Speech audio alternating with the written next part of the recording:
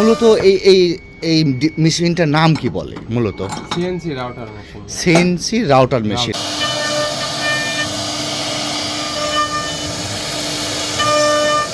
এক সপ্তাহের কাজ 1 ঘন্টায় হয়ে যাচ্ছে।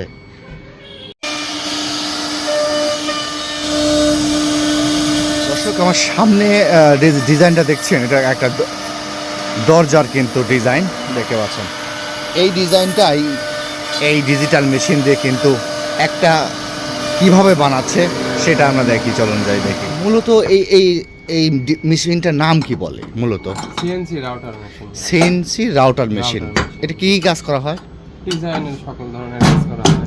কাঠের শুধু কাঠ? কাঠের, বোর্ডের, সব ধরনের কাজই করা হয়। যে কোনো মডেল দিলে আপনার করে দিচ্ছেন? জি জি। এটা মূলত সফটওয়্যার দিয়ে চলছে নাকি? হ্যাঁ হ্যাঁ। হ্যাঁ, আগে গ্রাফিক্স করতে হবে। আগে গ্রাফিক্স করতেছেন, তারপরে ওই ডিজাইনটা দিচ্ছেন, ও রোবটের মতো কাজ করতেছে। একটা দরজায় কত সময় লাগে যদি বেশি ডিজাইন থাকে?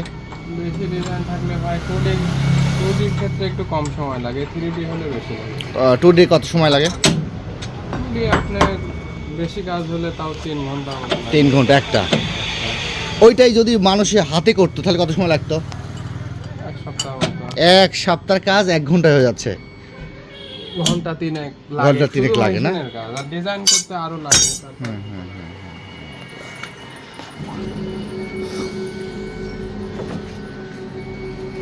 দর্শক দেখুন, আজব মেশিন। সফটওয়্যার এখান থেকে তারা করছে, সফটওয়্যার দিয়ে কাজ করছে। যে কোনো ডিজাইন যদি আপনারা তাদের দেন, গ্রাফিক্স করার পরেই আপনারা ওটা সিলেক্ট করে দেন, জি।